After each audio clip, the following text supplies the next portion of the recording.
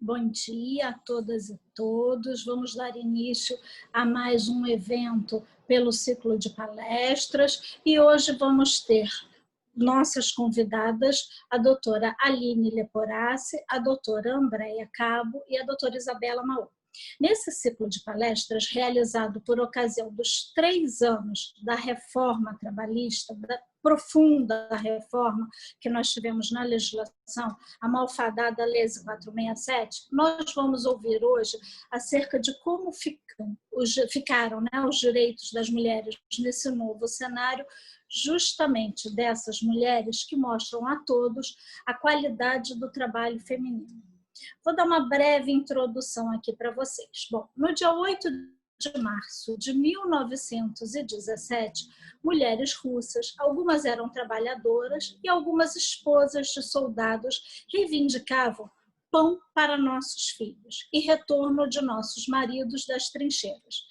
Nesse momento decisivo, o protesto das mulheres trabalhadoras era tão ameaçador que mesmo as forças de segurança czaristas não ousaram tomar as medidas usuais contra as rebeldes e observavam atônitas o mar turbulento de ira do povo.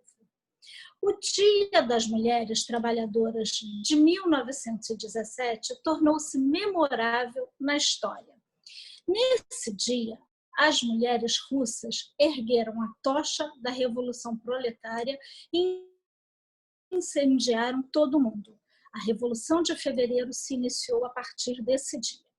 Outro ocorrido determinante no movimento feminista, que foi uma fábrica de confecções em Nova York. Em greve, as trabalhadoras foram trancadas na fábrica, que foi depois incendiada. Nesse incêndio foram mortas, queimadas, 142 trabalhadoras. No Brasil, antes de 1964, o 8 de março era comemorado. Em 1976, ocorre a primeira comemoração pública após essa data de 1964. No auditório do MASP, reuniram-se por volta de 300 pessoas, convidadas pelo jornal Brasil Mulher e pelo movimento feminino pela anistia. Havia uma maioria de homens no plenário. Na oportunidade, foram levantadas algumas reivindicações da mulher, mas a questão da anistia teve maior destaque. No ano seguinte, em 1977, no auditório da Fundação Getúlio Vargas, em São Paulo, dobra o número de participantes. Desta vez, são mais de 600 pessoas, entre elas muitos homens, mas muitas mulheres de vários setores fizeram uso da palavra. Falavam do custo da vida, do custo de vida, da necessidade das creches, das condições precárias de moradia. Uma operária têxtil defendeu a aposentadoria para a mulher aos 25 anos de tempo de serviço e finalizou assim o seu discurso. E isso não é privilégio nenhum, pois 25 anos de trabalho na fábrica, mais 25 anos de trabalho em casa, são 50 anos de trabalho. Portanto, onde está o privilégio? A representante do Clube das Empregadas Domésticas denunciou: nós trabalhamos até 17 horas por dia e ninguém toma providências. As empregadas domésticas são moças que chegam do interior e normalmente não são tratadas como seres humanos. Até para namorar, elas têm que namorar longe da casa onde trabalham. É interessante destacar a reação da grande imprensa na tentativa constante de diminuir e desmoralizar essas lutas. O Jornal da Tarde publicou uma reportagem de página inteira com a seguinte manchete, naquela época, tá? Nossas irrequietas feministas e todos seus pedidos. Um deles, um lugar para namorar. Bom, a gente pode ver que a luta feminista é atrelada desde a sua origem aos direitos do trabalho da mulher. A diretora do FMI, Christine Lagarde, já disse em uma ocasião que a inserção e a proteção das mulheres no mercado de trabalho não significa empurrar os homens para fora de cena, mas fazer todo o quadro maior para que os homens e as mulheres acessem o mercado de trabalho, contribuam para a economia, gerem crescimento, tenham empregos e assim por diante. As mulheres acumulam mais trabalhos que os homens. Nós, mulheres, aqui vamos poder falar sobre isso, né? Que os homens no âmbito doméstico e remunerado, como demonstra a pesquisa realizada pelo Instituto Brasileiro de Geografia e Estatística, o IBGE. Entre 2003 e 2011, sendo a jornada das mulheres de 58 horas e meia e os homens 52,7 horas. Ainda segundo dados do IBGE, no ano de 2008, o rendimento médio das mulheres ocupadas com idade entre 25 e 49 anos, o rendimento médio era de R$ 2.050, equivalendo a 79,5% do recebido pelos homens, que na época era de R$ 2.579, nesse mesmo grupo etário, dessa mesma faixa etária. A reforma trabalhista, da Lei 13.467, obviamente, ela precarizou cada vez mais essa situação para as mulheres. Por quê? Porque ela revogou o parágrafo único do artigo 372, que diferenciava o trabalho feminino do masculino, quando fossem trabalhos nas oficinas em que servissem exclusivamente da família, e o artigo 384, que previa a pausa de 15 minutos antes do período extraordinário do trabalho. Deu nova redação ao artigo 394-A, que versa sobre o trabalho insalubre de gestante ou lactante, e inseriu o parágrafo 2º do artigo 396, que trata dos 2 descansos diários para a amamentação da CLT, todos versando sobre o trabalho feminino. Bem, muitas questões e temos pouco tempo. Sem mais delongas, eu vou passar a palavra para a nossa primeira palestrante, doutora Aline Leporassi, que possui graduação em Direito pela Universidade Cândido Mendes, é professora de Direito do Trabalho na mesma instituição, é juíza titular da 20ª Vara do Trabalho do TRT da Primeira Região, possui pós-graduação em Direito Material e Processual do Trabalho pela Universidade Cândido Mendes e pela Escola de Magistratura do Trabalho do Rio de Janeiro. Doutora Aline, caramba, até me enrolei. Doutora Aline Leporassi, a palavra é sua. Uma excelente palestra. Obrigada por ter aceitado o convite. Olha, inicialmente agradecer o convite, né? Muito honrada, muito feliz de poder aceitar, poder conversar com vocês, né? E avisar que eu estou com saudade de todo mundo, porque a gente não vê mais ninguém, só vê as pessoas assim distantes, né? Independentemente da minha licença, a gente agora está mais distante fisicamente, mas em breve, se Deus quiser, estaremos fazendo audiências todos juntos novamente. Então, agradecer o convite do doutor Fachada, que falou comigo, doutora Belinha, enfim, sempre que eu puder contribuir, contem comigo que a gente vai conversar. E aí, quando me deram o tema, eu achei um tema muito pertinente, a questão do direito do trabalho, essa questão da dupla jornada da mulher e do dia a dia, e especialmente nesse período de pandemia.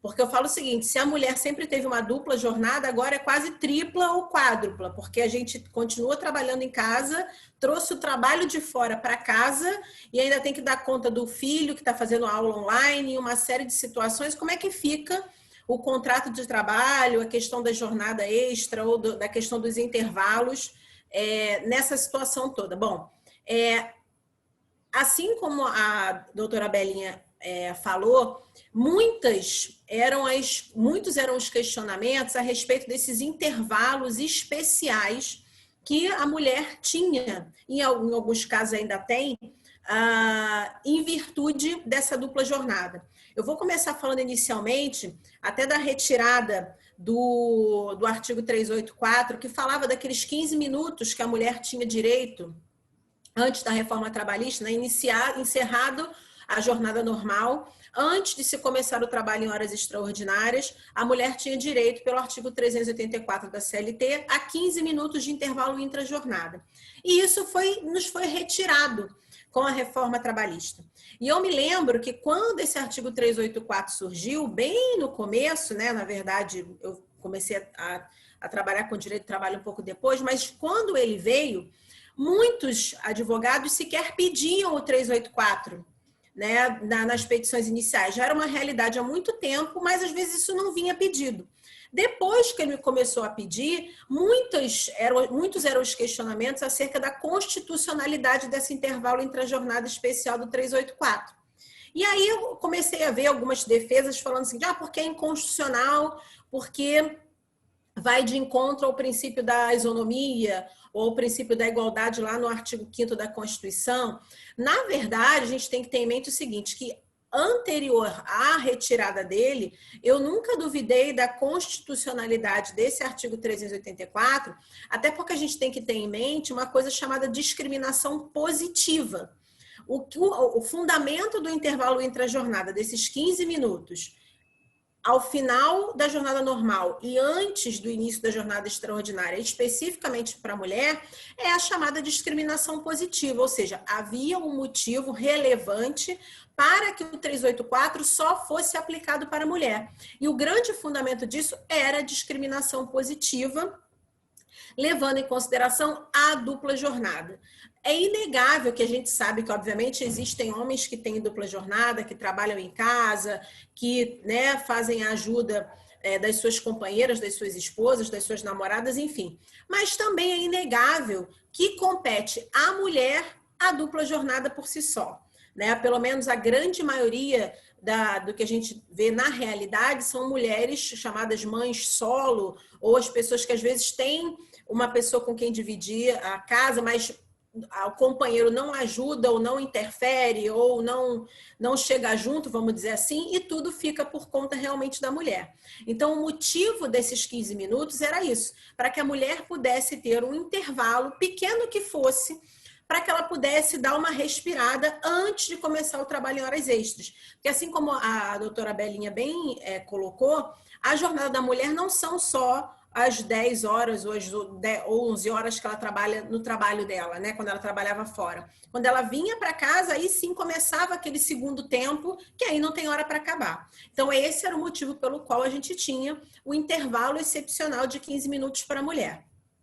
E, pelo menos para mim, não adiantava, às vezes eu também vejo alguns pedidos do artigo 384 em petições iniciais para homens, né, querendo a extensão por conta do princípio da isonomia. Eu acho que era um artigo que era bem colocado e o TST entendia pela constitucionalidade dele, pelo menos quando isso chegou em discussão no TST, centenas eram as decisões no sentido de que era constitucional, tinha sido recepcionado pela Constituição, não havia por que não se aplicar o 384. Infelizmente, a reforma trabalhista retirou esse artigo 384 da CLT. E a partir de então, né, desde da reforma trabalhista em novembro de 2017, encerrada essa questão desse intervalo, infelizmente, não existe mais nem para mulher nem para homem.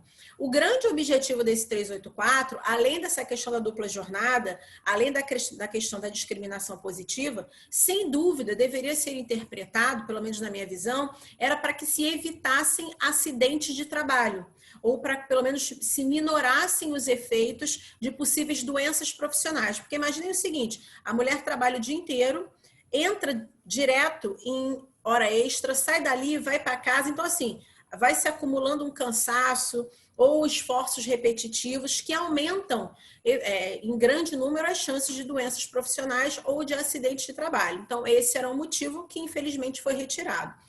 Também nós temos outros intervalos que ainda assim se mantêm, que são aqueles 2 intervalos de meia hora no período de amamentação, né? A princípio, até a criança fazer 6 meses nos termos da CLT. No que se refere a esses intervalos especificamente, esses 2 intervalos de meia hora, a gente tem que fazer algumas considerações. Esses 2 intervalos de 30 minutos são suficientes? Para mim, não, porque esses 2 intervalos de 30 minutos que a mulher tem direito no período que ela está amamentando, leva em consideração que, infelizmente, não é a grande realidade das empresas, que é o quê? A mulher que trabalha num lugar que tem uma creche disponível para os seus filhos ficarem enquanto ela está trabalhando.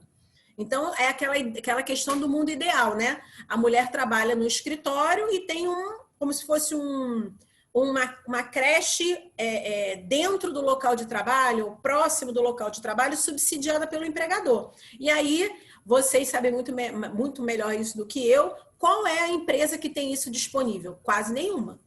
Então, esses 2 intervalos de meia hora não são suficientes para que a mulher possa sair do local de trabalho, ir até a sua casa ou até a creche disponível em que o seu filho esteja e volte. Até porque a maior parte das pessoas, principalmente quem mora em grandes cidades, trabalha 1 hora, 2 horas, 3 horas do local em que reside. Então, ela não vai conseguir ir e voltar. Por conta disso, muitos são os empregadores que, não estou falando que permitam, até porque isso não é questão de permissão, é direito da trabalhadora, né? Mas que aglutinam esses 2 intervalos de meia hora em um intervalo de 1 hora. Essa possibilidade, ela é discutida na justiça. Alguns não entendem como adequada, porque se a legislação previu 2 intervalos de meia hora, seria aquela possibilidade de que, olha, primeiras 4 horas de serviço, ela teria uma meia hora, e nas segundas 4 horas, ela teria mais meia hora. Só que a gente sabe que, na prática, isso não tem funcionado. E, às vezes, sabe o que o empregador faz? Eu não vou te dar esses intervalos, não. Você fica sem tirar esses intervalos, vai amamentar quando você chegar em casa. Então, para evitar isso, o que eu tenho visto é que alguns empregadores aglutinam essa 1 hora e meio que determinam que a empregada, ou pelo menos entram num acordo, num ajuste, para que a empregada saia 1 hora mais cedo, vamos dizer assim. Repito, não é o ideal, mas a depender de onde essa mulher trabalha e de onde ela resida, talvez seja uma saída para que o objetivo do intervalo seja alcançado, que é a proximidade com a criança, é a possibilidade de lactação, enfim. Então, isso são questões que eu já vi, inclusive, normas coletivas autorizando nesse sentido. Eu, a princípio, não vejo problema. O grande objetivo aqui, assim, desde que seja possibilitado à mulher se deslocar do local de trabalho para a sua residência ou para onde a criança tenha ficado, para possibilitar a amamentação, melhor. Melhor do que se apegar a questões nesse ponto menores de quando são esses 2 intervalos de 30 minutos. Né? Então, eu acho que o empregador poderia aglutinar esses 2 intervalos para autorizar uma saída 1 hora mais cedo, ou às vezes estender essa 1 hora após o intervalo para almoço, tem 1 hora de almoço e coloca mais 1 hora depois, desde que essa 1 hora seja concedida para a mulher durante o período de lactação. E, a princípio, até o bebê fazer 6 meses, mas não há nenhum impedimento para que esses intervalos permaneçam posteriormente, desde que haja uma recomendação médica, apresentação de atestado, e aí o empregador, como eu disse, mais uma vez, não é questão de permissão. Recomendação médica, o empregador obrigatoriamente tem que seguir. Ah, Aline, não segue, ele não concede esses 2 intervalos. Esses 2 intervalos são intervalos que não são descontados da jornada. Então, também não é para pensar, tipo, vou tirar meia hora agora, meia hora depois, e o meu empregador, eu vou ficar depois mais 1 hora trabalhando. Se o empregador assim o fizer, acontece, na verdade, que o próprio objetivo do intervalo não é alcançado.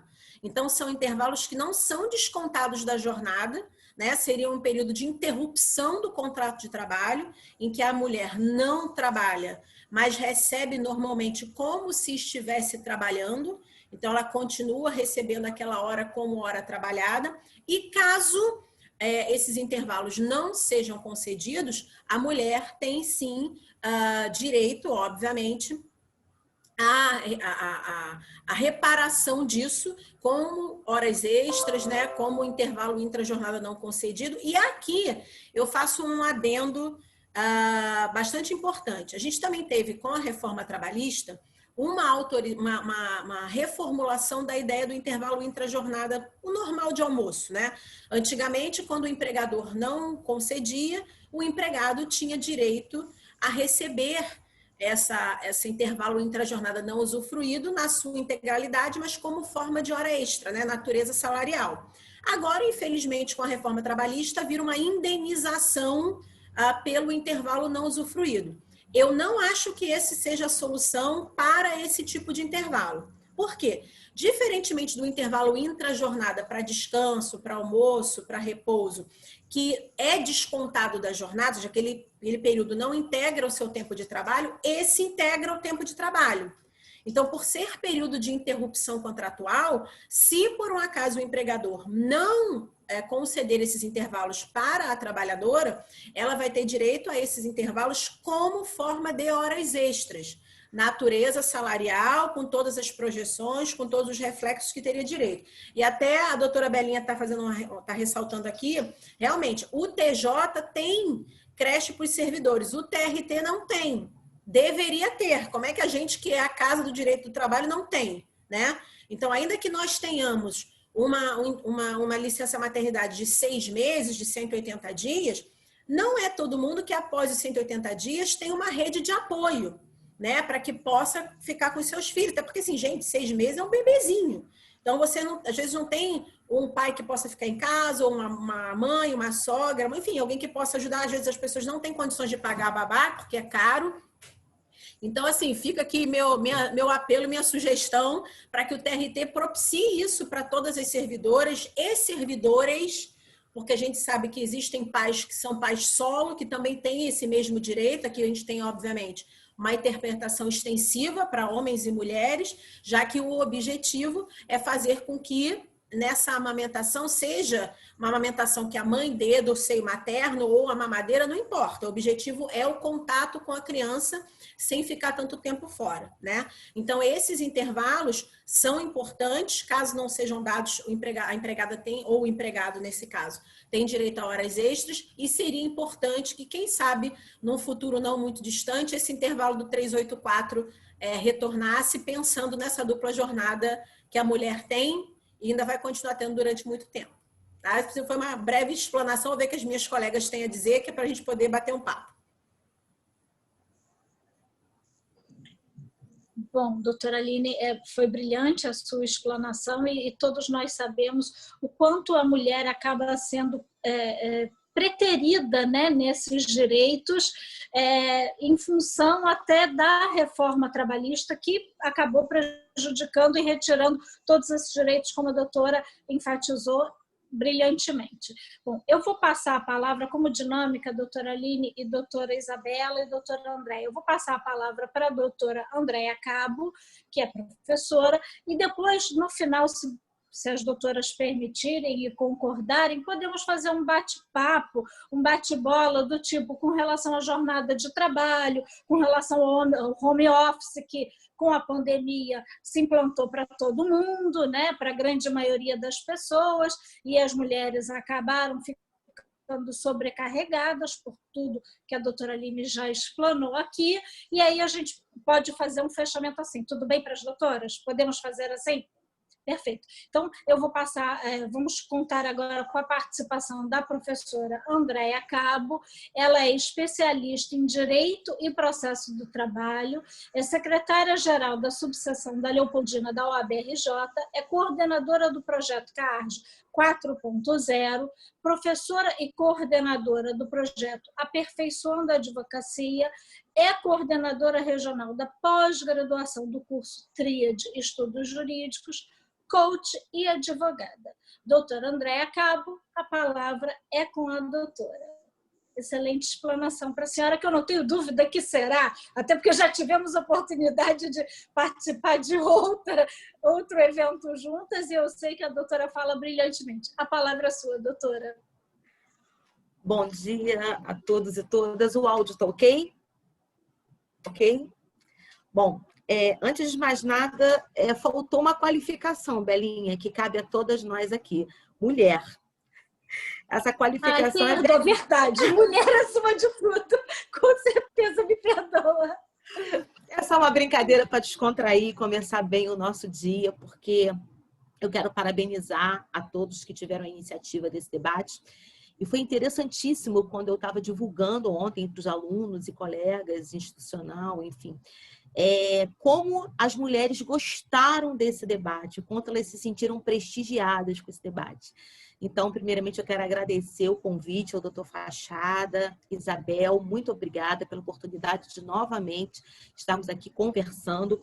Eu sempre digo que aos meus alunos, né, alunas e alunos, que é muito bom que eles já participem desses debates, né, ainda na graduação, para que primeiro eles tenham o pertencimento da condição da advocacia, né?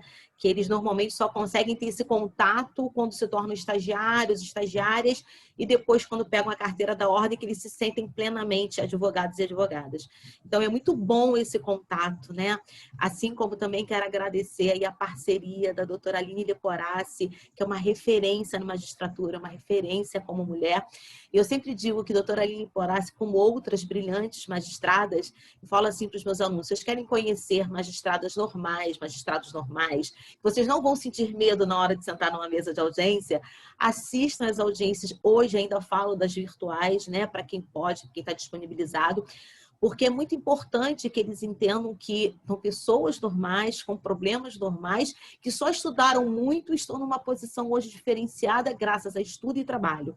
Então, eu tento, assim, constantemente passar essa visão para os alunos, que é uma visão muito importante, para que eles não entrem, né, doutora Aline, tremendo na sala de audiência, né?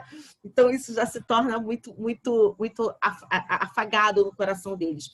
Então, agradecer também a parceria da doutora Isabela. É muito importante a presença do Ministério Público do Trabalho. Eu tenho uma grande admiração pelo trabalho do Ministério Público. Eu sempre falo também em sala de aula para os alunos que eles precisam entender e respeitar Defensoria, Ministério Público, porque eles olham também como algo muito longe, muito distante. Então, foi muito bom assim, essa parceria e me sinto também muito honrada em estar aqui representando a advocacia. Nem acho que tem esse gabarito todo para representar a advocacia, mas com certeza, enquanto mulher, enquanto trabalhadora do dia a dia do TRT e das salas de aula, hoje as salas virtuais, me sinto muito confortável em falar desse tema que nos foi proposto hoje. Assim como Isabel falou, acho que eu posso falar, Isabel, né? Intimidade é um caminho sem volta, né? Dá dinheiro para as pessoas, mas não dá intimidade. A gente tira até o doutor e doutora, né? Mas ela é tão querida que eu acho que eu posso chamar de Isabel, né? Então, vindo aqui com esse tema que eu acho extremamente raro, que é home office, o trabalho da mulher na pandemia. Em muito especial, o trabalho da advogada. Eu apanhei muito. Aliás, eu vivo apanhando, né? E aí eu boto a cara, acabo apanhando mesmo. Quando veio a reforma trabalhista, as pessoas perguntavam assim, Andréia, você consegue ver ponto positivo na reforma trabalhista? Eu falava assim, eu posso te passar 10 pontos positivos na reforma trabalhista. Aí as pessoas arregalavam o olho para mim e falavam, como assim? Todo mundo só fala mal da reforma trabalhista? Eu falava o seguinte, eu, enquanto advogada, dependendo do lado da mesa que eu esteja sentando, eu tenho pontos positivos e negativos da reforma trabalhista. Né? Se eu estiver atuando para uma empresa em que ela conseguiu pontos positivos da reforma, eu vou ter pontos positivos sim para falar. Como eu acho que houveram pontos positivos sim. Mas o grande problema é a forma de condução desses pontos. O debate já não foi muito construtivo, porque não ouviram os envolvidos necessariamente em 2017. Nós tivemos uma reforma trabalhista em que ela veio e foi imposta, né, com uma vacância mínima de 4 meses. Todos conheceram a 13467 em julho e todos resolveram começar a conviver com ela em novembro. E aí, quando eu falava para os meus alunos, eu falava em palestras, nós temos que conhecer a 13467, nós vamos ter que trabalhar com a 13467 e vamos ter que ter cuidado na aplicabilidade da 13467. E não foi diferente. MP vindo, MP indo, e isso não muda. Doutora Isabela, doutora Aline, que convivem com o direito do trabalho, o processo do trabalho, sabem o quanto é difícil elencarmos leis, trabalharmos com artigos, com medidas provisórias em que o tempo inteiro se modificam. Eu não sei há quanto tempo que eu posso dizer para os alunos podem comprar esse livro porque ele está totalmente atualizado. Fala rara hoje em dia, porque nós não conseguimos ter um livro que nós possamos falar mais do que 3 ou 4 meses em que eles estão totalmente atualizados. A pandemia ainda nos trouxe um cenário ainda mais delicado. Não só a trabalhadora, a mulher, como o trabalhador também. Todos os trabalhadores, de um modo geral, foram afetados diretamente pela pandemia. Não só no âmbito do desemprego, não só no âmbito do pagamento, né, negociado, porque a grande fala da reforma trabalhista é o negociado pelo legislado, e isso se torna extremamente perigoso num Brasil em que nós temos um analfabetismo funcional imenso. Assim, as pessoas conseguem ler o que está escrito, mas elas não conseguem ter o entendimento do que está escrito. É muito difícil quando nós temos um Brasil em que eu entro em sala de aula com alunos a nível de 3º grau e muitos já formados em aulas de pós-graduação, em que nós falamos assim, ATRCT, e eles olham com uma carinha de que não lembram o que é uma TRCT, porque eles não têm a prática, eles não convivem com a prática e não sabem o que é o termo de rescisão de contrato de trabalho. Em que eles não sabem o que é uma chave de conectividade, que eles não sabem uma série de situações do dia a dia da Justiça do Trabalho. Não estou colocando aqui se a faculdade tem culpa, se o modelo hoje de educação tem culpa, mas eu posso falar com toda certeza que há uma grande deficiência nos bancos da graduação com referência às práticas na Justiça do Trabalho, na Justiça Estadual, em que não se prepara realmente para o dia a dia. Eu acho que a doutora Aline deve verificar isso perfeitamente com os jovens advogados e advogadas, em que eles têm muita teoria e pouquíssima prática quando chegam nas salas de audiência. Mas ainda falando no que tange ao nosso tema, que é o home office, o trabalho das mulheres na pandemia, eu ainda, como na reforma trabalhista, eu consigo analisar algumas vantagens. Não acredito em cuca, saci, pererê, nada disso, mas eu realmente consigo visualizar. E aí, quando começaram as audiências telepresenciais, novamente eu fui uma defensora, como sou uma defensora das audiências. Acho sim que tem algumas categorias, alguns tipos de audiências que elas podem sim acontecer de forma telepresencial. Acredito que as audiências de conciliação podem acontecer, as audiências de conciliação do SEJUSC podem acontecer, assim como eu acho que algumas audiências de instrução têm um perfil mais delicado para acontecer dessa forma. Mas daí a falarmos que não existe nenhuma vantagem, aí eu me reporto às mulheres, ao trabalho na pandemia, ao home office. Nós temos hoje 2 perfis de mulheres que estão atuantes na Justiça do Trabalho. Quer dizer, na verdade, 3. Só que tem 2 pontos delicados. Um deles eu posso falar de uma forma bem particular, porque todos nós que estamos aí passando dos 50, nós temos os nossos pais chegando aos 80, passando dos 70, com uma idade em que requer um pouco mais de cuidado. Com a bênção de Deus, eu ainda tenho os meus pais com saúde, trabalhando. Só que eu tenho muitos amigos e amigas que já estão com os pais necessitando de cuidados especiais e que nem sempre você tem uma cuidadora a tempo, às vezes falta. E aí nós nos reportamos aquele problema que todas as mães sempre tiveram e têm. A necessidade, como a doutora Aline falou brilhantemente e de causa quase própria, né, doutora Aline? Para quem tem o neném em casa, você, assim, volto a dizer, é a realidade das pessoas que podem dizer, não porque está falando numa palestra ou num webinar, é porque realmente tem propriedade na fala. A necessidade da dependência de creche, de babá, de alguém para cuidar.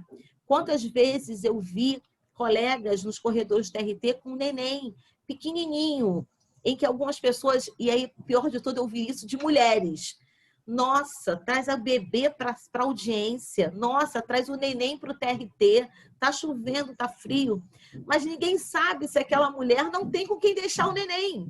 Então, se ela não tem outra pessoa para fazer audiência e ela precisa se sustentar, o que acontece? Como bem a doutora Aline falou, 6 meses é um nenenzinho, é um bebezinho. Ele requer 7 meses, 8 meses, ele não vai estar andando, falando, comendo com uma propriedade que a mãe pode trabalhar.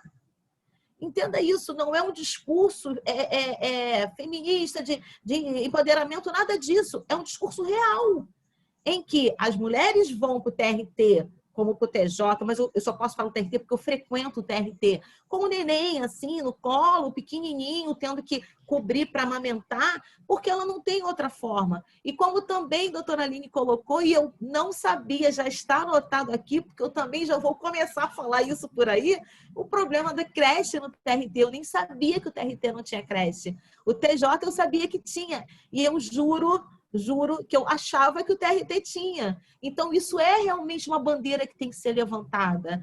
É sim uma bandeira em que nós temos hoje uma situação em que as empresas já não obedecem às regras do número mínimo de funcionários para que se tenha creche, se tenha local de amamentação.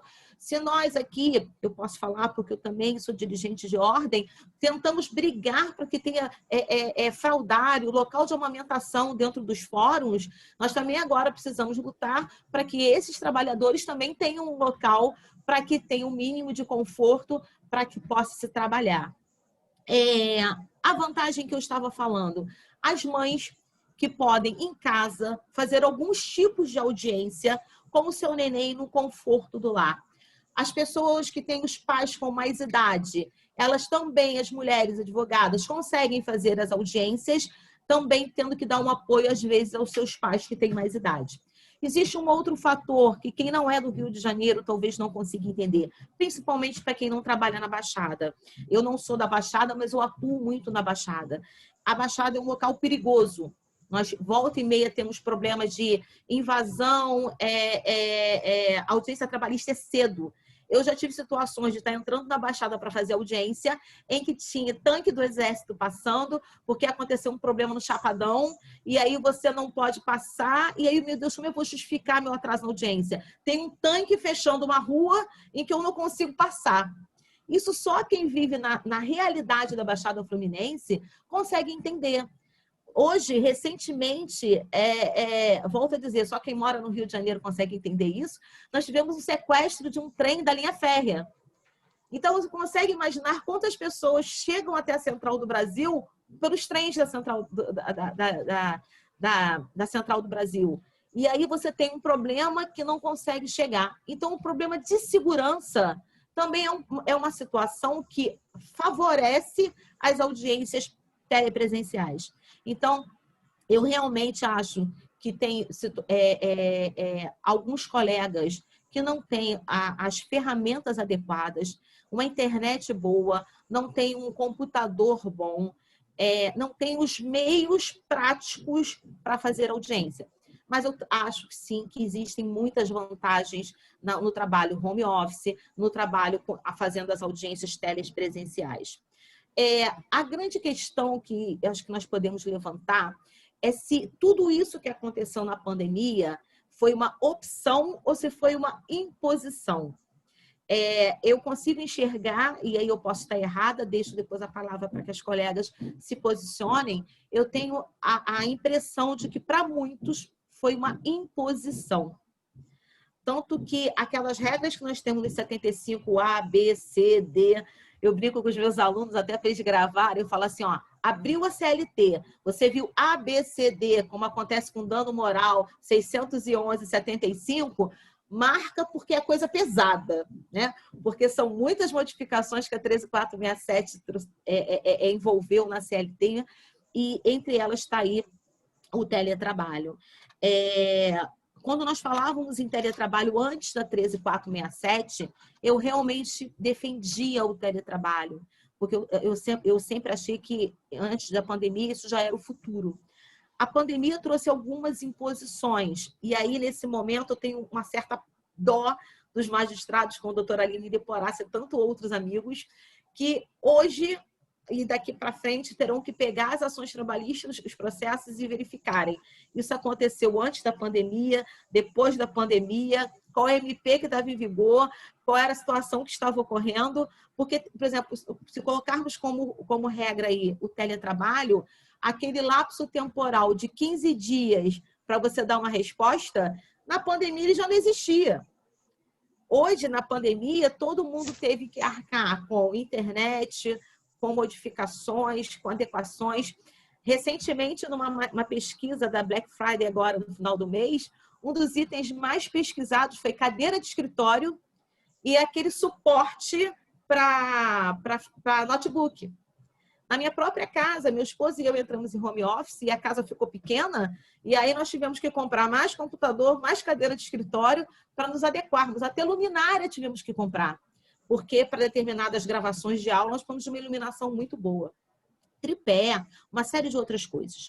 Então, a discussão de opção e imposição, na minha visão, que pode estar equivocada, eu entendo que foi uma opção durante a pandemia.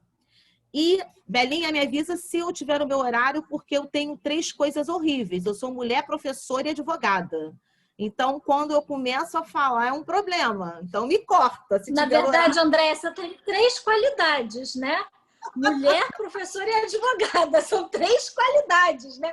Como a doutora Aline. Mulher, professora e juíza. E brilhante juíza, e além de um ser humano fantástico que consegue se colocar no lugar do outro para permitir certas coisas. Quando ela foi juíza em Caxias por muitos anos, ela conseguia verificar exatamente esse detalhe da classe mais pobre, mas da classe mais hipossuficiente. E além desse transporte. Mas prosseguindo, Andréia, é com você. Pode continuar porque está brilhante. É rápido mesmo, é que a gente vai emendando um assunto, lembrando do outro, né? E um detalhe que eu acho muito interessante, e é claro que as colegas conhecem bem isso, quando se trata de violência doméstica, é um tema raro, caro, e eu fico muito impressionada, há muito tempo eu venho falando isso, inclusive com a doutora Marisa Gáudio, que é a presidente da Diretoria de Mulheres da OAB-RJ. Eu fico muito impressionada. Nós temos aí a Lei Maria da Penha, que eu não sou boa nisso e não tive tempo de fazer cola.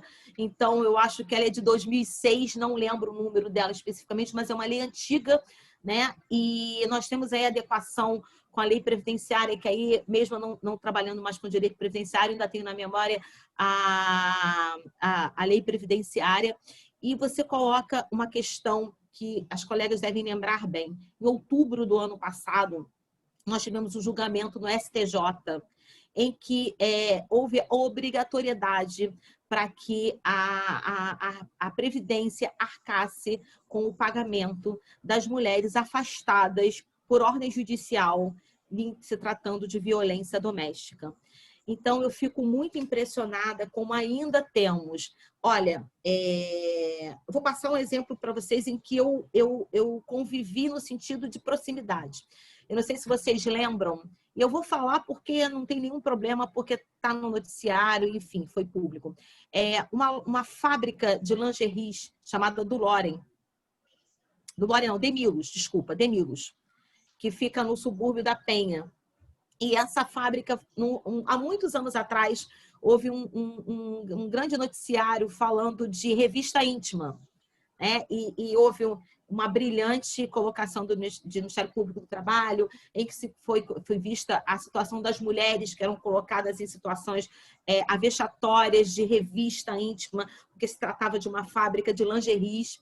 E por várias vezes nós tivemos notícias de situações em que, como trabalham muitas mulheres, na saída e na entrada dessa fábrica, situações em que agressores iam procurar as mulheres lá na fábrica, porque eles eram afastados das casas, porém sabiam onde elas trabalhavam. E aí, realmente, a Lei Maria da Penha, em dado momento, o que ela faz? Ela pede, se for feito através do juízo, a empresa é obrigada a afastar essa trabalhadora. Só que aí o que a lei não fez? Afasta a trabalhadora. Quem paga essa trabalhadora? Até 6 meses que ela pode ficar afastada, para que não aconteça o que nós temos visto constantemente no noticiário. Feminicídio, as mulheres morrendo porque o ex-marido, o atual marido, o ex-namorado não se conforma com o fim de um relacionamento, agridem, matam e etc. E aí eu fiquei muito feliz de verificar que o STJ conseguiu se manifestar numa RESP em outubro do ano passado, colocando finalmente um posicionamento de uma mínima garantia financeira para essas mulheres nesse período de afastamento. Também depois gostaria de saber a opinião da doutora Aline e da doutora Isabela, porque eu pesquiso isso constantemente, eu venho brigando por isso, é necessário se ter uma atenção. A violência doméstica na pandemia aumentou absurdamente. Hoje nós temos aí um noticiário colocando isso. Só que ainda nós temos muito a fazer para darmos verdadeiramente uma cobertura, né, em termos de legislação mesmo, para que essas mulheres trabalhadoras elas consigam ser vistas e serem realmente apoiadas. Como a doutora Aline colocou, nós temos muito a caminhar ainda, seja com creche, seja com a verdadeira colocação de uma amamentação, que não seja só no horário contratual, e sim num propósito verdadeiro, que é de alimentar o nascituro. Nós precisamos ainda caminhar muito para que tenhamos creches, para que tenhamos locais de amamentação. Acho que nós estamos andando, mas precisamos unir e principalmente criar espaços de debate como esse. E aí fica o meu último pedido, eu juro que eu estou acabando, Belinha, para que os homens também participem desse diálogo. Não adianta só eu colocar uma posição enquanto advogada, a doutora Isabela colocar uma posição pelo Ministério Público, a doutora Aline colocar um posicionamento enquanto magistrada e Isabel colocar aí um posicionamento enquanto mediadora e incentivadora desse diálogo. É preciso sim que os homens venham para esse debate. Antes da pandemia, eu estava organizando um evento para o Mês da Mulher. E aí eu apresentei um projeto, que meus projetos são loucos, e aí o presidente virou e falou assim, é isso que você quer fazer para o Mês da Mulher? As mulheres vão te bater, elas vão brigar com você. Eu falei, não vão não. Eu tinha criado, mas a pandemia não deixou, uma mesa com homens com pautas. A mulher LGBTI+, a mulher da briga pela igualdade racial, a mulher gestante, e aí a mesa seria composta de vários momentos da mulher. Porque nós realmente precisamos entender o que esses homens podem fazer e o que eles precisam não só ouvir, mas eles precisam falar. É necessário que os homens também venham e botem um rostinho e falem, olha, eu aceito, eu acredito, eu apoio que tenha que ter uma divisão de tarefas, eu aceito, eu acredito, eu apoio que tenha que ter, sim, o fraudário, família, porque eu adotei, porque eu sou pai solo, ou porque eu tenho a guarda compartilhada dos meus filhos. E realmente não é que eu estou protegendo ou batendo nos homens, mas eu acho que a gente também tem que abrir um espaço para os homens falarem. Tem homens maravilhosos que cuidem dos seus filhos de forma maravilhosa, que ajudam as suas esposas, as suas companheiras em casa de uma forma maravilhosa. Então não é um diálogo em que a gente só está batendo, né? A gente também sabe que o tempo está mudando, as coisas estão mudando e que os homens também estão conquistando seu espaço. Um beijo e eu fico aqui esperando para conversar mais um pouquinho com vocês. Muito obrigada, doutora Andréia Cabo, pela brilhante explanação, mas eu, Belinha, ouso discordar da doutora com relação aos pontos positivos da reforma trabalhista, porque, para mim, até a contagem em dias úteis é prejudicial, porque ela elastece a duração do processo. Então, para mim, até isso eu vejo como ruim na reforma trabalhista. Com relação às audiências telepresenciais, eu acho que eu ouso discordar no sentido de que eu entendo que não pode ser uma imposição para o advogado, ainda mais quando há uma imposição de que o advogado tem que arcar com a responsabilidade da conexão da internet, com os equipamentos, enfim, eu acho que deveria ser facultativo e não pode ter esse tipo de imposição para os advogados, até porque não foi modificada a legislação de que a audiência tem que ser realizada dentro do tribunal. Então, quer dizer, eu acho que isso viola domicílio, eu acho que isso só pode acontecer, no meu ponto de vista, por isso que eu ouso discordar, desde que seja de uma forma que seja facultativa. Essa imposição que muitos advogados estão no momento de pandemia, que estão passando, tem muitos advogados, infelizmente, que estão sobrevivendo do benefício assistencial. Tem muitos advogados que não têm as condições que muitos outros o têm, ou que nós aqui que estamos fazendo parte desse evento temos. Então, a gente tem que ter essa solidariedade com os advogados, até porque eu entendo que as audiências telepresenciais acabam sendo uma exclusão para aquela classe dos advogados, principalmente os mais antigos, sejam aqueles que não têm a menor aptidão para os equipamentos de informática e ainda para aquelas pessoas que não têm condição financeira de adquirir esses equipamentos. Tem gente que ou eu vou comprar comida para minha casa, ou eu vou pagar uma luz para minha casa, ou eu vou ter um computador ou pagar uma internet. Então, é uma falta de empatia que a gente vê desde o poder executivo para com as pessoas, entendeu? Com relação a essa imposição. Muitos advogados, eu verifico, eu participo de inúmeros grupos de advogados, e a gente vê que os advogados estão assim, tendo que pedir auxílio à Comissão de Prerrogativas da OAB, porque um determinado juiz está sendo intransigente. Tem determinados magistrados que dão despacho da seguinte forma: o advogado que compra um celular melhor. Quer dizer, é uma falta de empatia absurda. E aí a Comissão de Prerrogativas tem que estar agindo para interpor mandato de segurança, para uma série de coisas. Então, nesse momento de pandemia, é importante que a gente se coloque muito no lugar do próximo, né?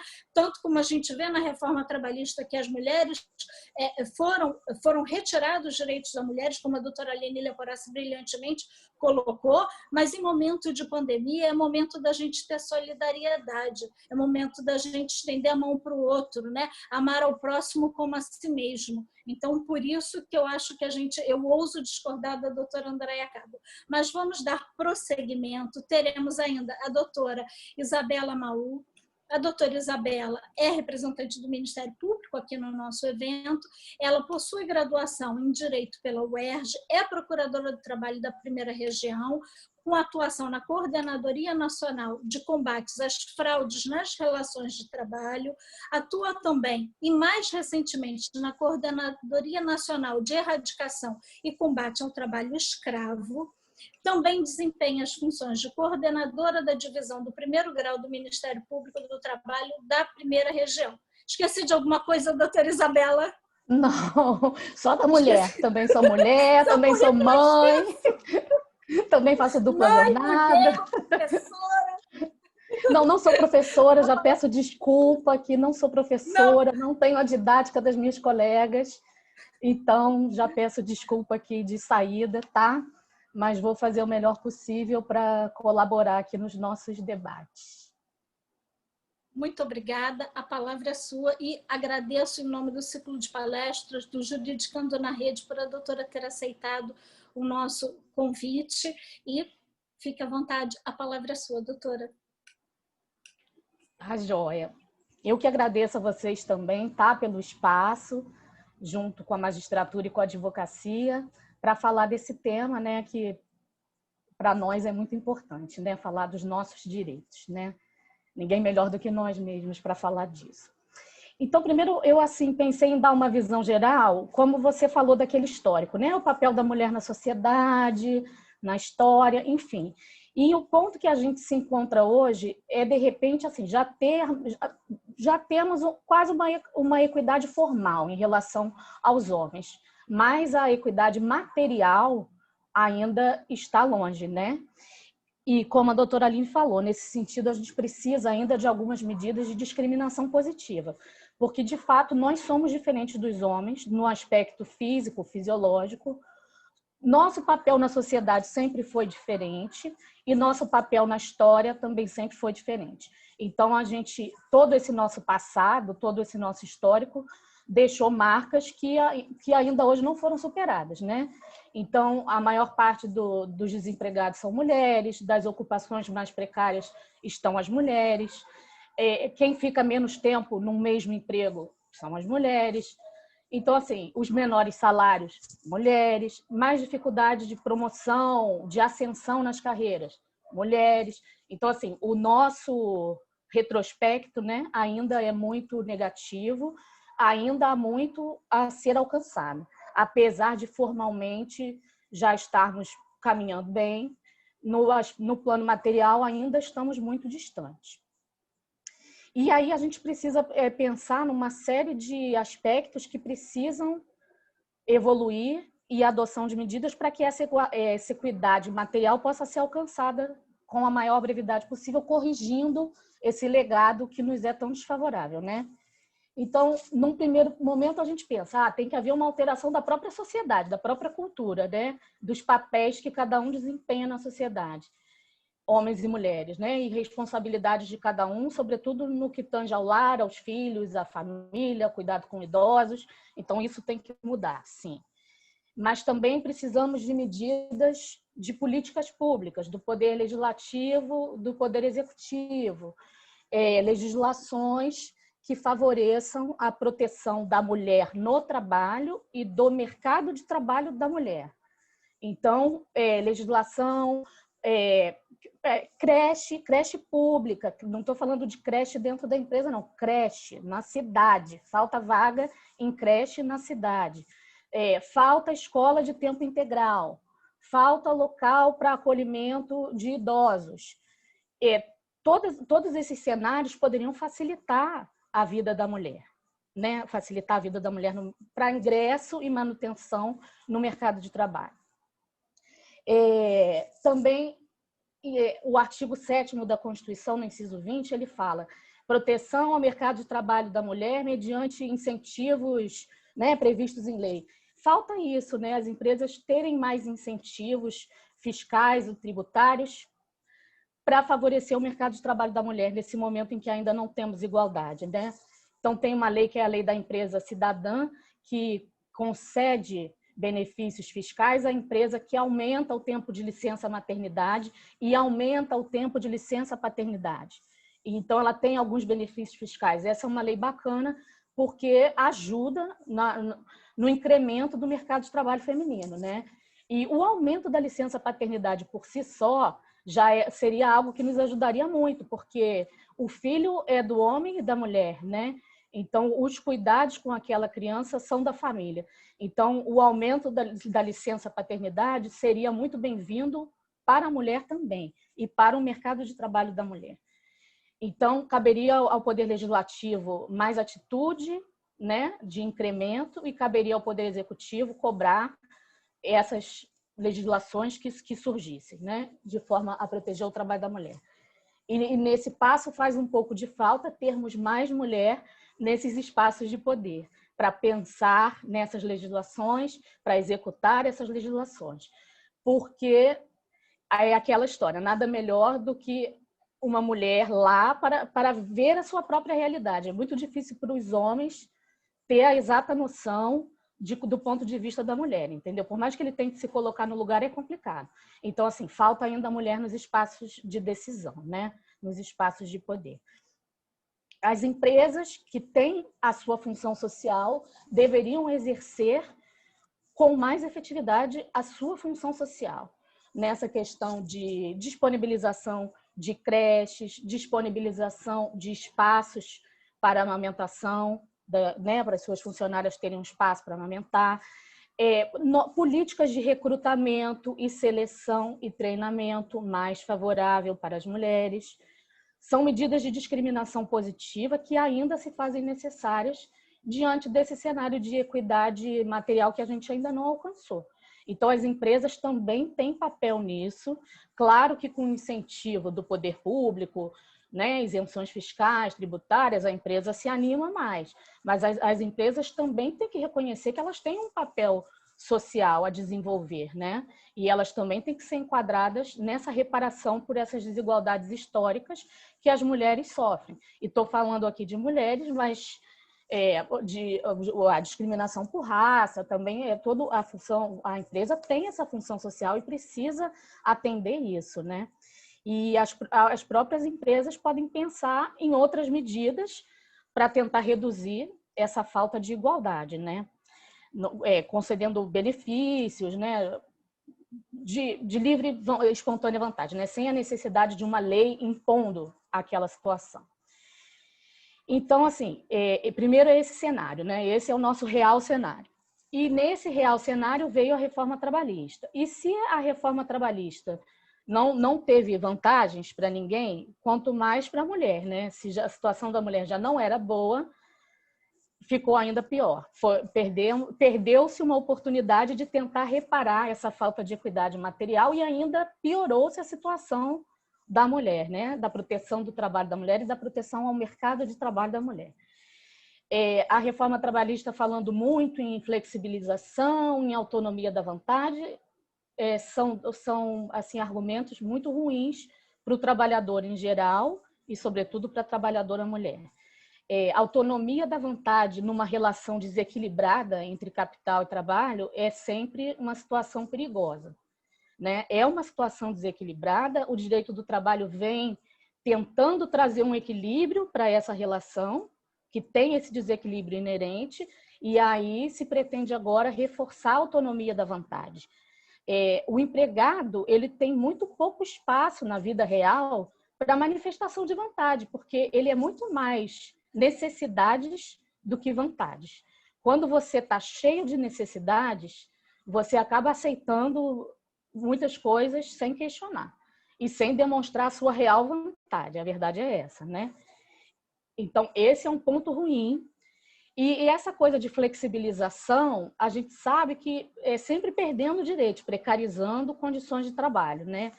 Então, e a gente já sabia que antes da reforma, os trabalhos mais precarizados já eram ocupados pelas mulheres. Estatisticamente, é uma constatação, e é um jeito da mulher conseguir conciliar o trabalho produtivo com o trabalho em casa, com o cuidado dos filhos. Então, ela sempre assim, pega já uma ocupação em tempo parcial, né? Procura já uma coisa mais flexível.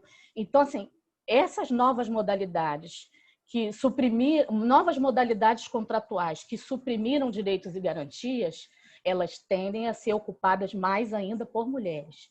Então, cada vez mais o trabalho da mulher fica numa situação mais precarizada. Então, assim, a chance dela ter uma estabilidade temporária nessas modalidades contratuais novas, as chances são menores. Ela fica quando você não tem um salário fixado por mês, você vai ter dificuldade de calcular uma média salarial depois para cálculo de outros benefícios. Então, assim, isso tudo você pode ter certeza que se é ruim para o empregado, é pior ainda para a empregada, porque já era esse o cenário. Então, a reforma trabalhista ainda trouxe essa piora toda para nós, né, mulheres. Então, assim, entrando um pouco no que as colegas falaram, por exemplo, no intervalo da amamentação, né, a reforma inseriu um parágrafo que diz que as condições para o gozo do intervalo vão ser negociadas entre empregado e empregada, né, entre o empregador e a empregada. É aquela história, a empregada vai ter a real possibilidade de exercer a sua vontade, porque no caso aí não é nenhuma vontade, é uma necessidade fisiológica, né, da criança, dela. Ela vai poder realmente dizer o que no contexto dela é melhor, se é 2 intervalos de meia hora, se é na hora do almoço, se é na hora da saída, vai ter espaço para ela realmente expor essa vontade? Certo, que não é nenhuma vontade, entendeu? O empregador, eu acho que sequer deveria ter, né? Isso é uma decisão da mulher, é do contexto dela com a criança, com o filho. São necessidades fisiológicas. Em cidades menores, alguém leva o filho lá na empresa para amamentar, mas em cidades maiores, essa realidade não existe. Então, a gente vê que muitas mulheres querem manter a amamentação, que, aliás, né, é preconizado que se amamente exclusivamente até os 6 meses e que se mantenha a amamentação prolongada, que também gera benefícios para a criança, mesmo após os 6 meses, né? Então, muitas mulheres querem extrair o leite materno nesses intervalos. E a extração do leite materno é uma coisa fisiológica, é na hora que o corpo, né, aquela demanda surge. Se você está amamentando seu filho né, com regularidade, o seu corpo vai pedir o esvaziamento daquela mama numa determinada hora e a empregada quer gozar do intervalo para isso. Então, já surge a questão, não tem na regulamentação da lei como vai ser o espaço para essa amamentação. Seja para ela levar o filho e amamentar, seja para ela fazer a colheita desse leite materno num equipamento eletrônico ou manualmente. Então, assim, na nossa prática do dia a dia do Ministério Público do Trabalho, a gente busca com as empresas que tenha um espaço higienizado, um espaço tranquilo, que tenha um assento para, né, a mulher sentar, receber seu filho, que seja um lugar resguardado, com privacidade, é uma coisa íntima, o momento da mãe com o filho, ou então é o momento da extração do leite. Não é uma coisa para ser feita em qualquer lugar, ela precisa de um pouco de serenidade, de um pouco de silêncio, ela precisa talvez de uma tomada para ligar o equipamento eletrônico, ela precisa de uma geladeira para guardar aquele, né, recipiente onde ela vai armazenar o leite. Então, assim, é uma coisa muito mais complexa, né? Que eu penso assim que talvez ela não tenha como manifestar realmente a sua vontade nesse momento, infelizmente. E a reforma ficou aquém, né? Podia ter previsto expressamente essa questão do local, né? Da forma como vai ser isso. A reforma não fez, a NR 24 do Ministério do Trabalho e Emprego foi revista recentemente e também não trouxe essa previsão. Então, a gente fica numa busca, assim, no caso concreto, né? Conforme a gente recebe denúncia, conforme fica sabendo, a gente tenta atuar, né? Até tivemos uma atuação importante em termos promocionais, porque o Ministério Público do Trabalho, além de atuar preventivamente e repressivamente nas lesões, ele também tem essa faceta promocional, né? É um papel nosso também. Como eu falei, um monte de atores têm seus papéis na busca pela equidade material, né, entre homens e mulheres, entre raças. O Ministério Público também tem essa faceta promocional. E a gente tem uma coordenadoria de promoção da igualdade e combate à discriminação para mulheres, raça, portadores de deficiência. Então, uma atuação de nível nacional dessa nossa coordenadoria foi junto aos grandes shopping centers do Brasil todo para prever aquele espaço de amamentação que hoje a gente vê nos shoppings. Porque aí todas as trabalhadoras de todas as lojas é um espaço que elas podem amamentar seus filhos e também fazer a colheita do leite materno. É um espaço reservado no shopping, né? Com as condições necessárias para isso. Então, agora entrando um pouco na fala do que a doutora Andréia falou, da rede de apoio, né, para as mulheres. Então, assim, tem a faceta do poder público, que deveria disponibilizar creches para todos, e a gente sabe que hoje, pelo menos no Rio de Janeiro, falta vaga em creche pública, as creches privadas não são acessíveis a todos, tem fila de espera para ingresso na creche, são poucas as escolas de tempo integral no estado do Rio, escolas públicas, então isso dificulta muito o ingresso da mulher no mercado de trabalho, sobretudo após a maternidade, né? Então, o poder público nessa rede de apoio ele teria esse papel. Para idosos também, tá? Porque o cuidado com os idosos acaba recaindo sobre as mulheres. E as empresas teriam essa função social também de providenciar creches dentro desse cenário, né? Pelo menos as maiores empresas.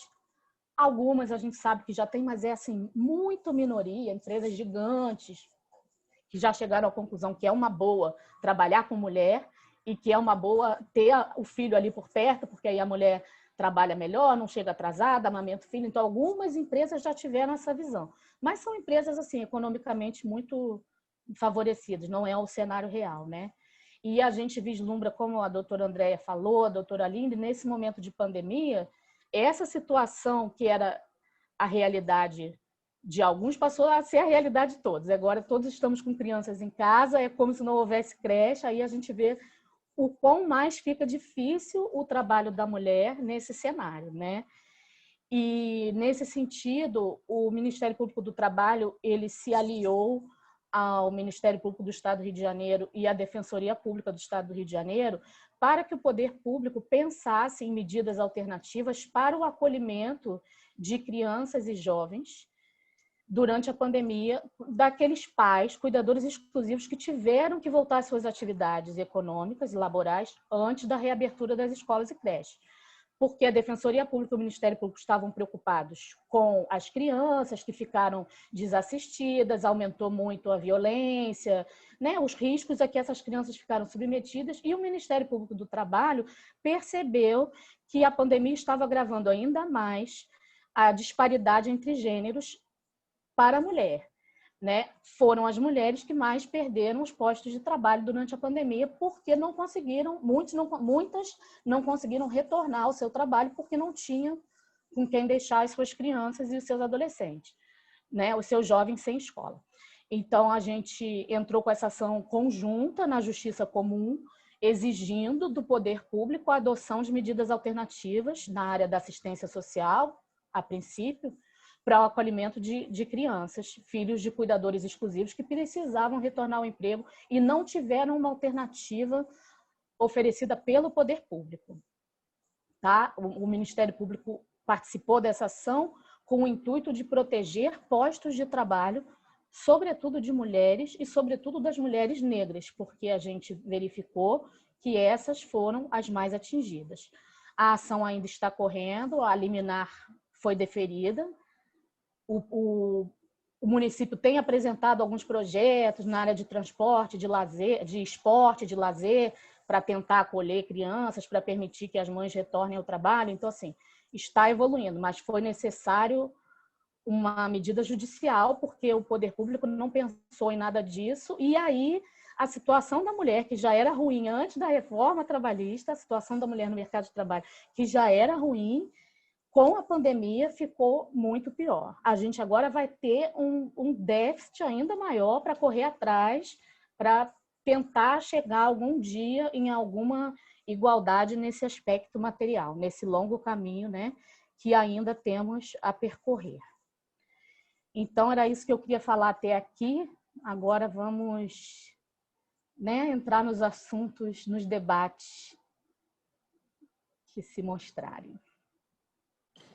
Bom, muito obrigada, doutora Isabela, muito obrigada, doutora Aline, doutora Andréia, foram brilhantes as falas das doutoras, mas eu gostaria de propor que a gente falasse um bocadinho, né, sobre o home office, sobre com relação à jornada de trabalho, incluindo aqueles 15 minutinhos do artigo 384, que a gente falasse sobre um bocadinho sobre a violência doméstica, porque eu acho que nesse momento de pandemia, além das mulheres estarem um pouco mais sobrecarregadas com relação ao próprio teletrabalho, ao home office e com relação à violência, quem gostaria de iniciar um bocadinho, fica à vontade, passo a palavra para as doutoras. Posso, então, falar que eu notei umas coisinhas aqui? Vai ser bem rapidinho. Então, vamos lá. Primeiro, parabenizar a Isabela, a Andréia pelas exposições. A gente sempre aprende muito. Eu fiz várias anotações de umas coisas legais aqui, de que todo mundo falou. E até começando um pouco de trás para frente, isso que a Belinha falou com relação... Posso chamar de você, né, Belinha? Aqui não tem essa... Não precisa ser tão formal, né? Claro, sempre, sempre. E aí, essa questão da violência doméstica é uma situação muito delicada, né? E engraçado que eu estava outro dia vendo televisão, e aí que eu fiz até questão de esquecer quem falou, porque foi uma coisa que é tão absurda. Falei assim, mas, poxa, as pessoas estão mais juntas agora, homens e mulheres estão mais... Estão 24 horas só juntos em casa por conta da pandemia. É normal que isso aconteça. Não é normal. Não dá para banalizar um negócio desse. É normal porque o marido e a mulher, ou o namorado e o namorado estão em casa 24 horas por dia. Gente, isso é um absurdo sem precedentes. Não dá para imaginar, né, que um ser humano possa pensar qualquer coisa relacionada a isso. Claro, se você fica, às vezes... por exemplo, antes da pandemia, eu passava, às vezes, 12 horas fora de casa, porque ia para o tribunal, ia dar aula, fazia academia, fazia uma coisa ou outra. Eu passei a ficar 24 horas em casa com meu marido. Isso dá o direito dele me agredir? Óbvio que isso é uma coisa que não dá nem para imaginar, né?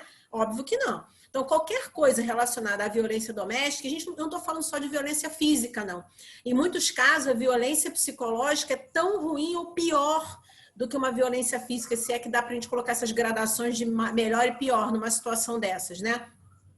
E, infelizmente, a gente sabe que a mulher ainda é a maior vítima dessas violências domésticas. Homens também sofrem, claro, mas as mulheres acabam sendo as maiores vítimas, seja por conta da complexão física ou, às vezes, uma questão, infelizmente, cultural, que algumas pessoas acham que isso é cultural, né? Ou então que, não tem problema, sabe? Então, assim, isso é uma coisa que eu me solidarizo com quem sofre por isso, com uma situação dessa. Eu espero que a gente não tenha ainda muitas histórias para contar, diferentemente do que acontece.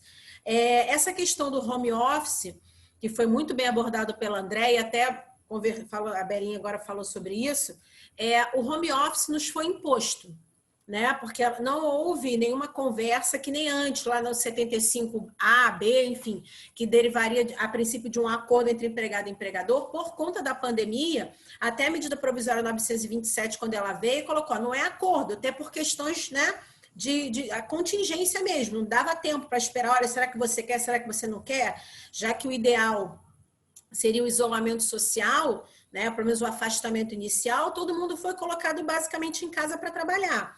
E nem todo mundo tem condições técnicas e financeiras e do dia a dia, né, para que a gente possa trabalhar. Eu estou falando...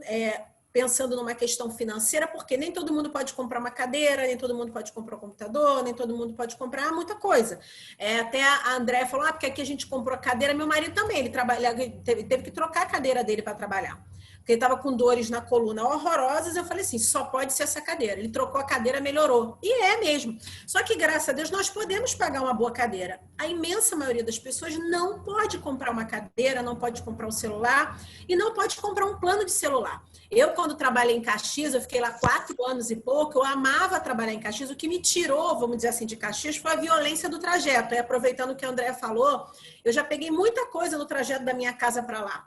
Né? Então, assim, eu queria ter filho, eu tenho uma mãe que é mais idosa, então, assim, eu tinha que estar primeiro mais perto deles, mas nem foi só isso, a violência do trajeto. Mas nem todo mundo tem essa opção, né, de poder trocar o local de trabalho. Então, essa questão do home office, que é uma realidade e que para muitos funciona, e eu, por exemplo, sempre gostei muito de trabalhar em casa. Então, quando eu não tenho audiência, eu gosto de trabalhar em casa, acho que rendo mais, mas nem todo mundo gosta, nem todo mundo pode, né? Porque assim, eu aqui, meu filho está com 5 meses e meio. A Ângela, que trabalha comigo aqui 2 vezes por semana, fica com ele um pouquinho para poder fazer uma live, para poder fazer outra. Mas a maioria das pessoas não tem essa rede de apoio. Ou então, se ela não tivesse, o Paulo ficaria com ele, mas nem todo mundo pode, nem todo mundo tem. Então, essa questão do home office é uma coisa muito delicada. Eu acho que o empregador, diferentemente do que pode ter transparecido lá na medida provisória 927, isso é uma visão minha, diferentemente do que possa estar lá no artigo 75A, B e seguinte, e diferentemente do que me parece que é o que o legislador quis, é obrigação do empregador custear, é obrigação do empregador fornecer todo o equipamento necessário para que o empregado trabalhe. Porque é ferramenta de trabalho. E o empregado não está ali fazendo um favor, ele está trabalhando, ele está colocando dinheiro para dentro da empresa. Então, é obrigação do empregador. Então, por exemplo, eu tenho a internet e o Wi-Fi. Se eu já tinha isso na minha casa, eu não acho também que o empregador tem que passar a me pagar isso só porque eu estou utilizando.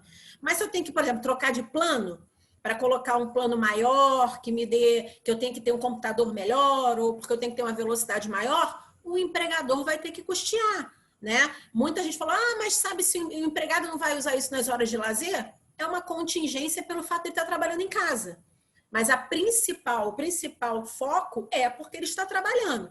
Então, eu não tenho nenhuma outra visão diferente daquela que seja obrigação do empregador efetuar o pagamento ou propiciar ao empregado. O empregado não pode ser penalizado, vamos dizer assim, com isso, até porque a legislação fala, porque pode entrar em um ajuste para que o empregador ressarça o empregado. Sabe-se lá se o empregado vai ter dinheiro para pagar inicialmente, depois ser ressarcido? Às vezes não vai ter e normalmente não tem.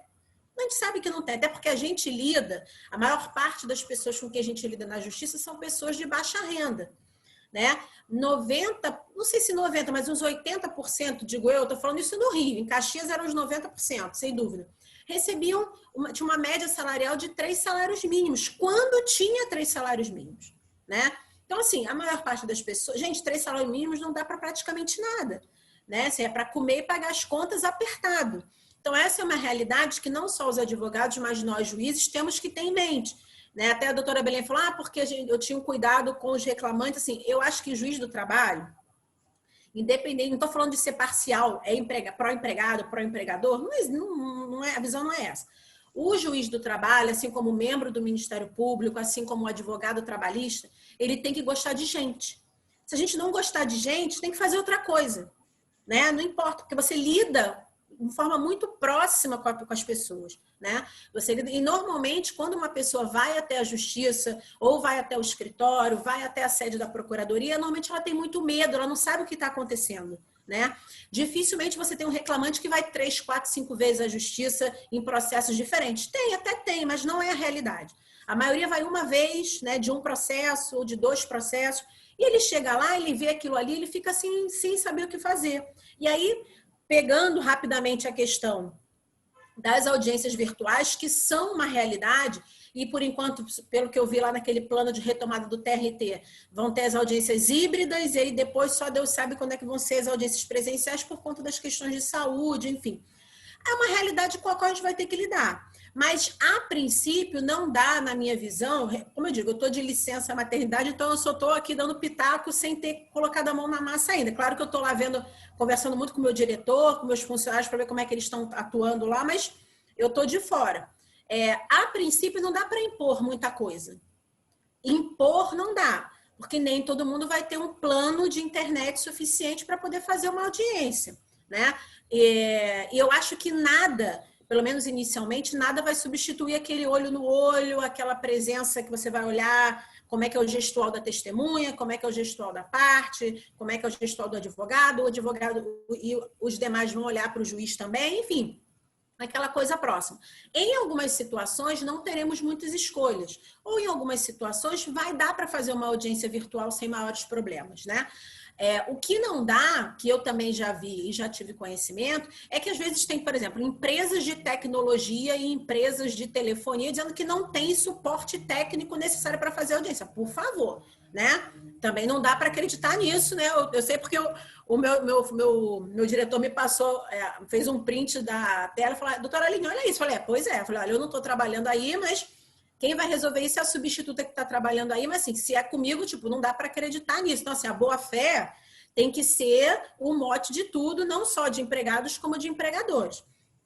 Então, só para poder finalizar, essa questão de home office tem que ser visto com muita cautela, principalmente agora durante o período de pandemia, até aproveitando uma coisa que a Isabela falou muito bem, inclusive, se o home office ele traz um peso, vamos dizer assim, para todo mundo, principalmente para a mulher, e principalmente nesse momento em que você tem as crianças estudando em casa, né? Então, assim, você imagina uma criança quando é muito pequenininho, né, como meu filho, é mais fácil, vamos dizer. Mas tem uma criança de 6, 7 anos que conseguir que a criança fique na frente do computador e estude tranquilamente, achando que ela vai ficar ali, achando que aquilo é maravilhoso, sem contato com os colegas, ou então que tipo, vai ficar super silencioso o dia todo, não dá. Né? Até porque criança não é assim, não é matemática, ela não é assim, 2 e 2 são 4. Não. Então, eu acho que hoje, mais do que nunca, a questão de home office tem que ser muito avaliado, de uma forma muito, muito séria, os efeitos disso no nosso trabalho, no dia a dia do trabalho da mulher, a questão também da flexibilização, que é um problema para todo mundo, mas trouxe para a mulher uma perda muito grande com relação ao 384 e tantas outras artigos que, infelizmente, vão poder ser flexibilizados por conta do 611-A, né? Então, você tem uma série de situações a avaliar, então acho que tudo isso são questionamentos que a gente pode começar a pensar sobre isso, porque isso com certeza vai acabar desaguando em processos na justiça.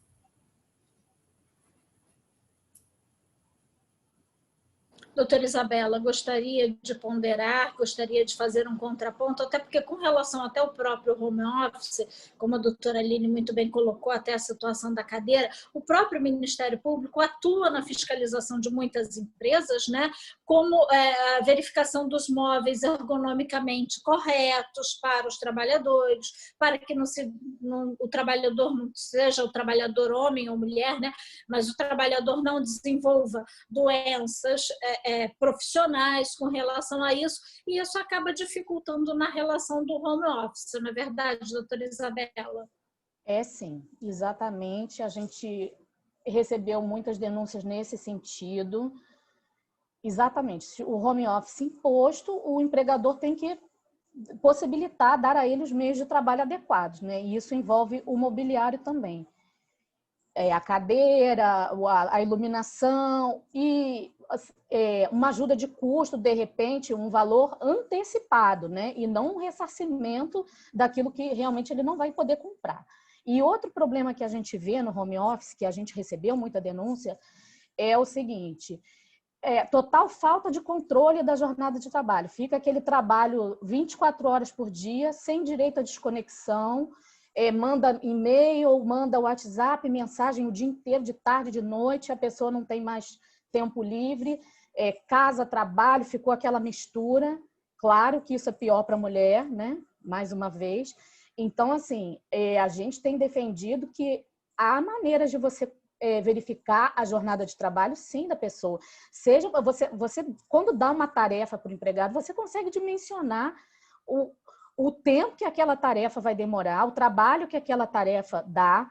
Então, assim, você não pode jogar um monte de coisa no empregado e achar que aquilo dá para fazer em 8, e fingir que acha que aquilo dá para ser feito em 8 horas, entendeu? Numa jornada normal. Você tem o trabalhador plugado no computador, você tem como controlar a hora que liga, a hora que loga, que desloga, né? Você tem como dimensionar a tarefa que você deu e você tem que respeitar que existe vida privada além do trabalho, né? No home office. Então, o direito à desconexão, o direito ao lazer, o contato com a família, isso precisa ser respeitado, entendeu? Não podemos fazer vista grossa para achar que agora tá em casa, trabalha o dia todo, trabalha de madrugada, não é assim. Então, assim, e a gente está enfrentando o problema nesse sentido, de denúncia, de ter que, né, chamar a empresa telepresencialmente para explicar essas coisas, para botar limites, entendeu? Essa situação realmente houve um abuso, sabe, nesse home office. Um abuso tanto no que tange as condições de disponibilização dos meios de trabalho, condições ergonômicas, e também um abuso nas exigências, nas cargas horárias impostas, né, ainda que implicitamente, e esse respeito à vida privada, né, do trabalhador. Doutora Andréia Dani, Cabo, gostaria de ponderar, de fazer as suas considerações? rapidamente, porque eu não tive tempo de acompanhar o chat, eu coloquei agora só o convite para o congresso que está acontecendo desde segunda-feira, dia 9, do professor Fabrício Bastos. É um congresso bem interessante, concedendo 30 horas para os estudantes, né, no momento em que estão todos com dificuldade, né, de complementar as suas horas para a graduação. Eu vou estar participando segunda-feira. Eu queria só fazer duas colocações. Primeiro que alguém colocou no chat sobre a referência que eu fiz à Baixada. Eu moro em Olaria, subúrbio da Leopoldina. Então, quando eu falei o exemplo da Baixada, até quando a doutora Aline também colocou, foi um exemplo vivido, né? Agora, não desmerecendo a Baixada de forma alguma, pelo contrário, acho que não ouviram bem. Eu gosto da Baixada, eu trabalho na pós-graduação em Nova Iguaçu, Duque de Caxias, só que a realidade, nós temos assaltos em todo lugar do Rio de Janeiro, nós temos problemas em todo local do Rio de Janeiro, só que foi uma situação que eu vivi, fática, foi real, né? Só que assim, não tem nenhum problema, muito pelo contrário, né, com a Baixada Fluminense, né? Moro no subúrbio, transito pelo subúrbio, transito pela Baixada, não foi essa a colocação. E com referência à reforma trabalhista, eu acho que nenhum tipo de radicalismo é bom. Isso é uma opinião minha, né? Eu tenho por mim, um senso de muita conciliação, de muita mediação. Isso parte de mim. Então, por mais que a Isabel falou, discordo de você. E eu acho que isso é o grande... o que tem de melhor no debate. É um concordar, o outro discordar, mas colocando as suas opiniões. Então, eu acho, sim, que tem como trabalharmos com alguns pontos de forma ética. não significa que ao usarmos qualquer ponto da reforma trabalhista, nós estamos utilizando de uma forma para atrapalhar ou prejudicar o trabalhador. Então, eu vou dar até um exemplo, que eu só uso os exemplos da minha vida, porque eu não posso usar o exemplo de outras pessoas. Assim que saiu a 13467, eu trabalhava para uma empresa que é uma entidade filantrópica.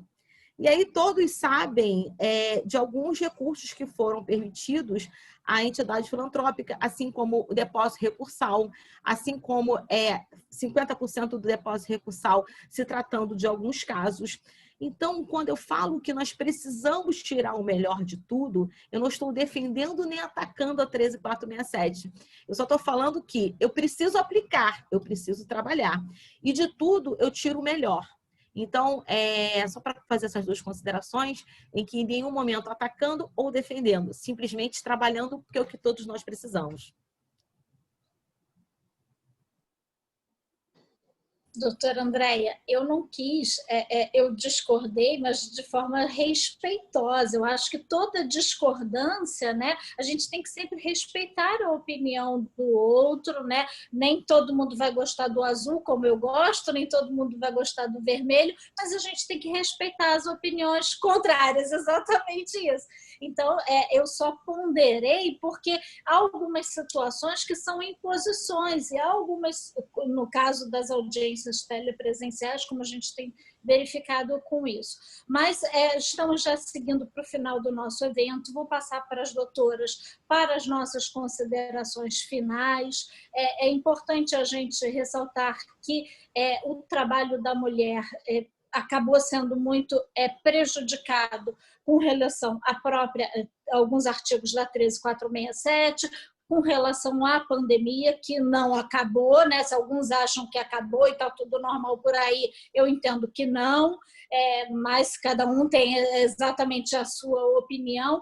Então, acho que a gente tem que as mulheres sempre estarem mais unidas e sempre respeitar. E todas as vezes que a gente verificar que alguma mulher está passando por um problema, seja de violência doméstica, seja de uma violência de um outro colega de trabalho, eu acho que a gente tem que estender a mão, observar isso e sabe, ajudar. A gente, mais importante de tudo é a solidariedade. Mas eu vou passar para as doutoras, para as considerações finais e para poder encerrarmos o nosso evento magnífico aqui, não é nem comemoração, né? Mas eu acho que a reforma trabalhista, malfadada reforma trabalhista, né?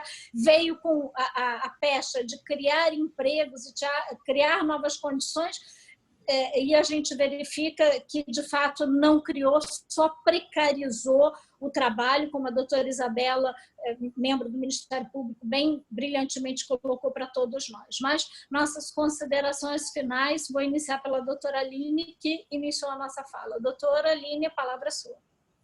Então, eu queria aqui, mais uma vez, agradecer o convite, né, dizer que eu estou aqui super à disposição, eu podendo, sempre vou vir conversar com todo mundo, agradecer a Belinha, a Isabela, a Andréia, o doutor Fachada que me convidou.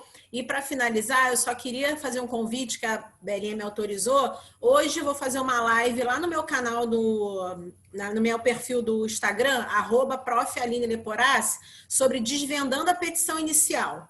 Vamos falar eu e a Adriana Leandro, que também é uma juíza aí do TRT, colega minha. A gente vai falar sobre equívocos na petição inicial, emenda, aditamento, enfim, tudo sobre petição inicial a gente vai falar lá. Então, quem quiser me acompanhar vai ser hoje às 19 horas, tá? Muito obrigada pelo convite. Sempre que precisar, estou à disposição. Obrigada. Doutora Andréia Cabo, a palavra é sua para as suas considerações, inclusive para convidar a todos para participação nesse congresso. Vamos lá. Já anotei aqui, desculpa, estou aqui anotando a live da professora Aline, porque os alunos precisam muito, de prática jurídica, então já estou aqui anotando já, e a Adriana também é uma querida Tenho certeza que será incrível. Se eu conseguir me organizar, eu também quero assistir. Voltando a convidar, porque eu volto a dizer, eu sei da dificuldade das horas complementares nesse momento. Alguns alunos nem sabiam que poderiam assistir a audiência, as audiências virtuais. A gente está tentando explicar isso para os alunos. O Congresso Online, o Futuro do Direito. Está aí no chat, a inscrição é gratuita e serão concedidos 30 horas.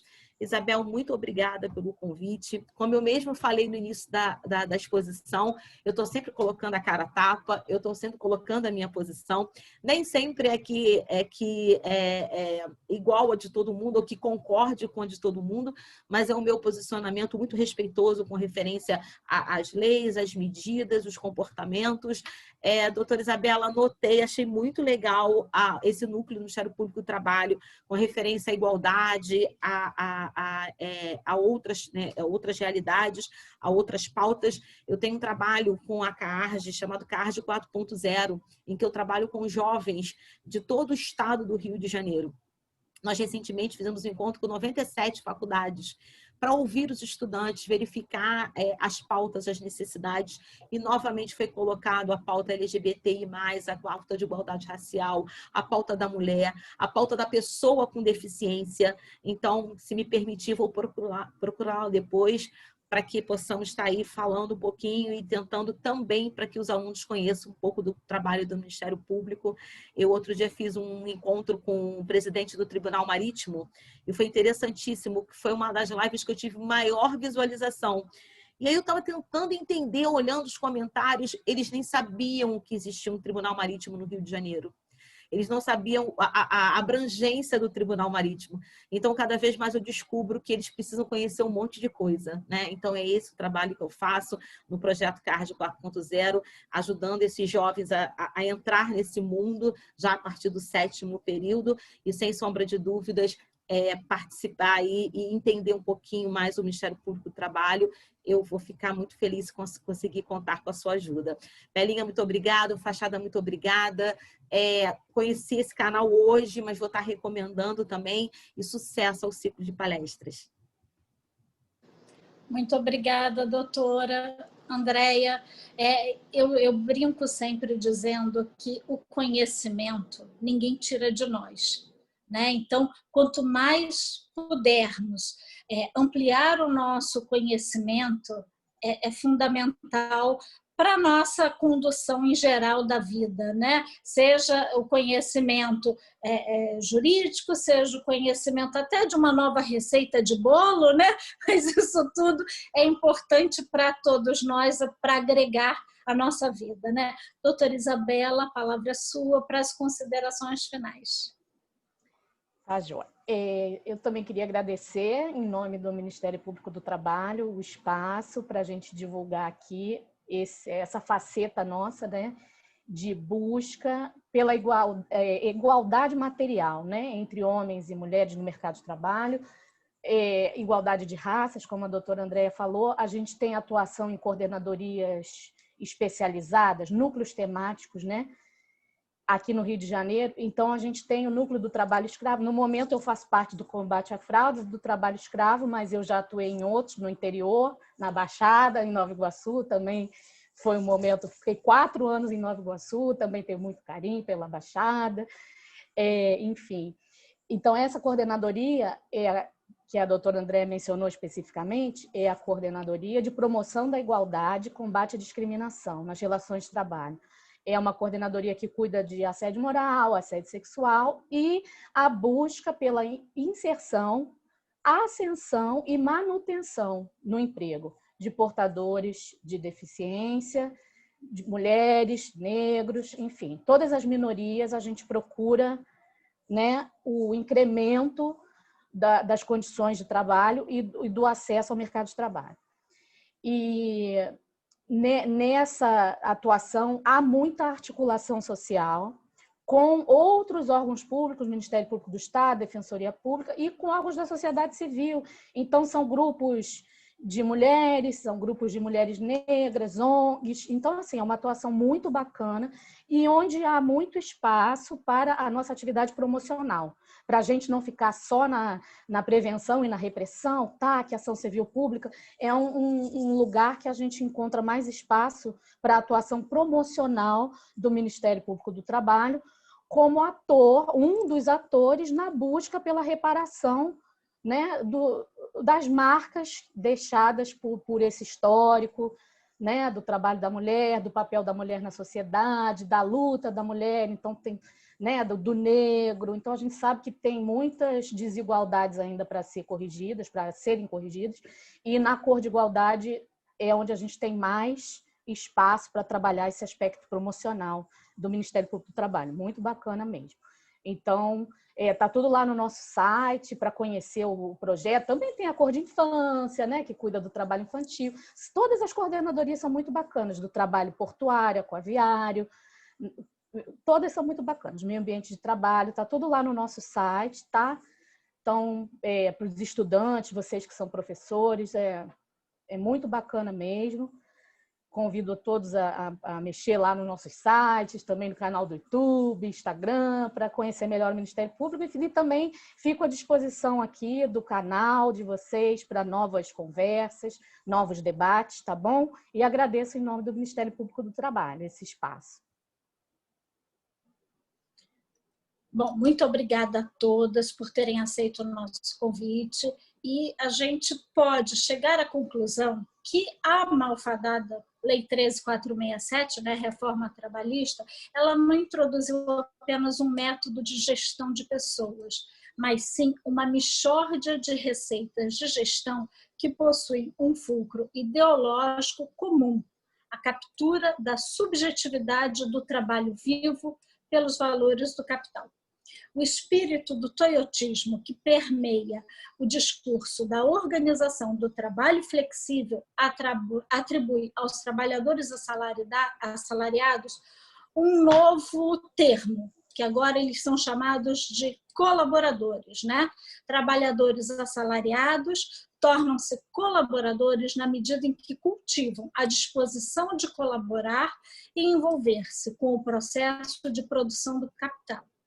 Dessas falas tão brilhantes e esclarecedoras, vemos que o tratamento justo na força de trabalho não é mais exclusivamente uma questão trabalhista, nem é uma questão feminina, mas é uma questão econômica fundamental.